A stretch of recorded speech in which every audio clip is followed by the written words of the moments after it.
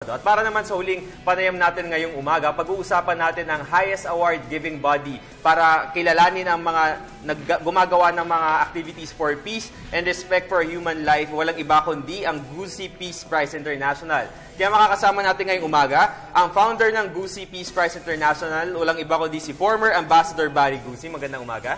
Magandang umaga. Magandang umaga sa inyong lahat. At makakasama rin natin ang kanyang may bahay. Walang iba kundi si Colonel Evelyn Gusi. Good morning. Good morning. Okay, so ito ang highest award-giving body sa Asia. So, sir, could you please tell us more about kung ano-ano yung mga criteria para siyempre parangalan nitong mataas na parangal na to?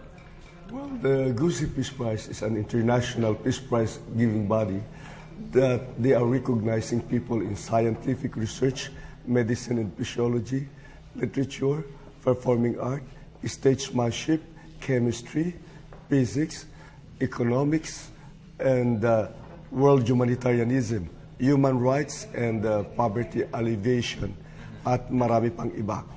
Tinaguri ang GUSI Peace Prize ay pinakamataas na peace prize giving body sa buong Asia sapagkat ito lamang ang peace prize giving body na nakilala ng buong mundo. Lalong-lalo na sa Amerika, Europa at Latin America at ganoon na rin sa Africa. At sa kasalukuyan, ito ay kinikilala ng bansang Pilipinas. So kung merong Nobel Peace Prize sa west part ng mundo, meron naman tayong GUSI Peace Prize dito naman sa Asia. Ganun po ba yung level nito, sir? Well, it is. In Europe, there is a Nobel Peace Prize, and in Asia, there is the GUSI Peace Prize. However, they are not supposed to be compared to each other because Nobel Peace Prize is Nobel Peace Prize and GUSI Peace Prize is GUSI Peace Prize. It is only one in the world. Nag-iisa lang ang GUSI Peace Prize sa buong daigdig at sa Far East pa nagmula dito sa Pilipinas. Alright, sir, marami kayo nabanggit ng mga fields kanina na mga pinaparangalan natin on chemistry, on the academe, and other fields. So, paano po yung ginaganap na selection process dito? Dahil tiyak sa dami ng mga bansa sa Asia, tiyak dito, mahirap siguro yung pagseselect dito ng mananalo? Meron tayong sinasabing International Committee of 15 and International Member of the Board of Trustees at sila yung nakakapag-desisyon. Dito sa Pilipinas, meron tayong local committee upang mag-desisyon kung sino ang bibigyan natin ng parangal ng GUSI Peace Prize. Colonel, sa pagseselect po ng mananalo, paano yung proseso natin para siyempre matiyak natin na sila yung pinaka-deserving per year? Per year po ba nag-award? Every year. Okay, so paano po yung yung proseso natin dito, yung step by step? Well, yung sa akin, we have a lot of nominees from all over the world.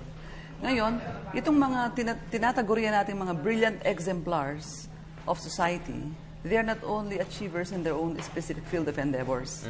Hindi lang sila, they are not just on top of what they are doing. Pero, ito, the other criteria is they should have a contribution to peace or to the respect and dignity of human life. That is exactly what GUSI stands for. Kasi ang GUSI, mnemonic yan, godliness, unification, service, and internationalism. Alright, especially here in Asia, syempre maraming mga bansa dito na medyo may tension. So talagang mahalaga na nakakabuo tayo ng mga instruments na talagang nagsusulong ng kapayapaan sa kanilang mga bansa. So for this year, sir, pwede na ba natin mabanggit kung sino yung mga paparangalan natin? Yes, isa si Dr. Hans Kochler ng Austria, Dr. Atyutya Samanta ng India, Dr.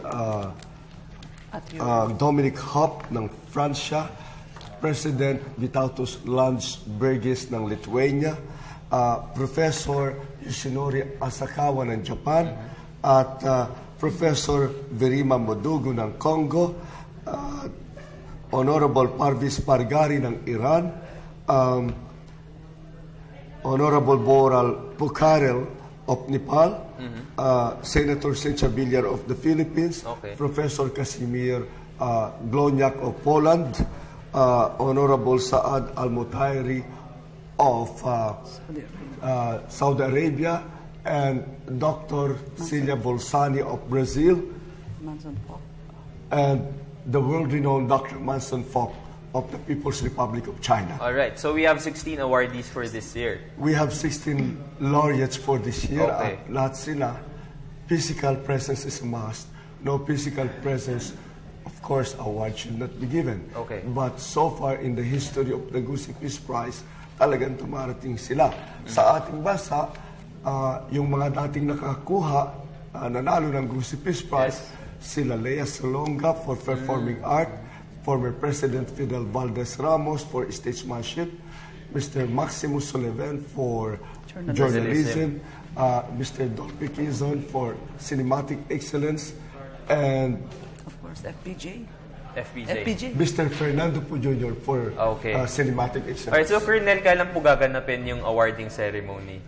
Ang awarding ceremony ay gagawin sa Nobyembre 26 sa Wednesday, Philippine International Convention Center. Okay. At ang welcome dinner ay November 25 at the Grand Ballroom of the Manila Peninsula. Malapit na pala. So, sa paanong paraan po kaya makakasuporta yung mga kababayan natin para syempre mas lumawak po yung kaalaman nila dito sa Gusi Peace International Prize?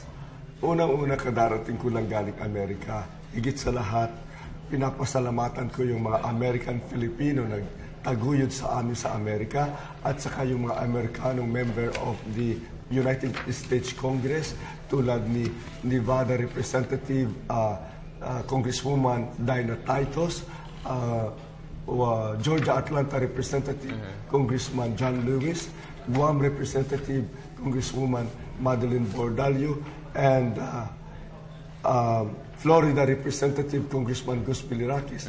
At yung mga Pilipino doon na walang puwat na nagsusuporta ng Gusi Peace Prize, the Filipino-American that I love so much in the United States of America.